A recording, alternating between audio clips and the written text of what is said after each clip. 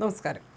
മുൻ LDF സർക്കാരിന് നിരന്തരം തലവേദന സൃഷ്ടിച്ച രണ്ട് മുതിർന്ന സിവിൽ സർവീസ് ഉദ്യോഗസ്ഥരായ ഡോക്ടർ B അശോകും ഡോക്ടർ N പ്രശാന്തും ഒടുവിൽ മാസ് എൻട്രിയോടെ സർവീസിലേക്ക് തിരികെ എത്തുമ്പോൾ ഭരണതലത്തിൽ ഏറ്റവും വലിയ തിരിച്ചടി നേരിടുന്നത് ചീഫ് സെക്രട്ടറി ഡോക്ടർ A ജയതിലകനാണ്. ഈ മാസം 30-ന് സർവീസിൽ നിന്ന് വിരമിക്കാനിരിക്കുന്ന ജയതിലകന് തൻ്റെ ഔദ്യോഗിക ജീവിതത്തിൻ്റെ അവസാന നാളുകളിലേറ്റ കനത്ത പ്രഹരമായി മാറിയിരിക്കുകയാണ് പുതിയ UDF സർക്കാരിൻ്റെ ഈ അതിവേഗ തീരുമാനം. താൻ സർവീസിലിരിക്കുമ്പോൾ യാതൊരു കാരണവശാലും ഇരുവരുടെയും സസ്പെൻഷൻ പിൻവലിക്കരുതെന്ന കടുത്ത വാശിയിലായിരുന്നു ചീഫ് സെക്രട്ടറി.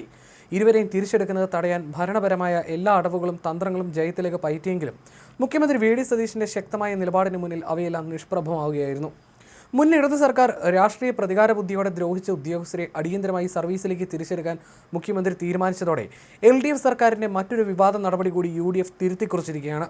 ഉദ്യോഗസ്ഥരുടെ അനന്തമായി നീളുന്ന സസ്പെൻഷൻ പിൻവലിക്കാനുള്ള ഫയൽ വന്നപ്പോൾ താൻ വിരമിച്ച ശേഷമേ ഇരുവരെയും സർവീസിൽ പ്രവേശിപ്പിക്കാവൂ എന്ന വിചിത്രമായ വാദമാണ് ചീഫ് സെക്രട്ടറി ഉയർത്തിയത്.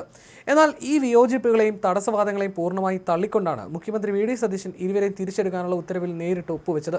കേരള സിവിൽ സർവീസിനെ ഒന്നാകെ ഞെട്ടിച്ച നാടകീയമായ സസ്പെൻഷൻ നടപടികളിലേക്ക് കാര്യങ്ങൾ എത്തിച്ചത് ജയതിലകും N പ്രശാന്തും തമ്മിലുള്ള തുറന്ന പോരാട്ടമായിരുന്നു.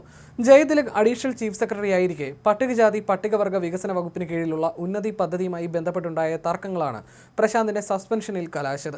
ഉന്നതിയുമായി ബന്ധപ്പെട്ട ചില പ്രധാനപ്പെട്ട ഫയലുകൾ കാണാനില്ലെന്ന് കാണിച്ച് ഡോക്ടർ A ജയതിലക് മുഖ്യമന്ത്രിക്ക് റിപ്പോർട്ട് നൽകിയതാണ് N പ്രശാന്തിനെ ചൊടിപ്പിച്ചത്. ഇതിനു പിന്നാലെ ജയതിലകിനെ സാമൂഹ്യ മാധ്യമങ്ങളിലൂടെ പരസ്യമായി വെല്ലുവിളിച്ച് പ്രശാന്ത് രംഗത്തെത്തി. ജയതിലകിനെ മാടമ്പി എന്ന് ആക്ഷേപിച്ചും വഞ്ചകനാണെന്ന് ചിത്രീകരിച്ചും പ്രശാന്തിന്റെ ഫേസ്ബുക്ക് പോസ്റ്റുകൾ വലിയ വാർത്തയായി.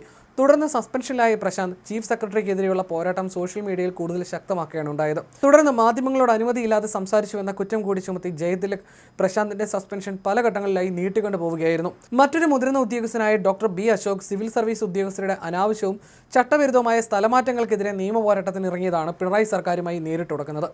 തുടർന്ന് തിരഞ്ഞെടുപ്പ് കാലത്ത് സർക്കാർ നയങ്ങളെയും പ്രവർത്തനങ്ങളെയും കടുത്ത ഭാഷയിൽ വിമർശിച്ചതിന് അശോകിനെതിരെയും സസ്പെൻഷൻ നടപടിയുണ്ടായി.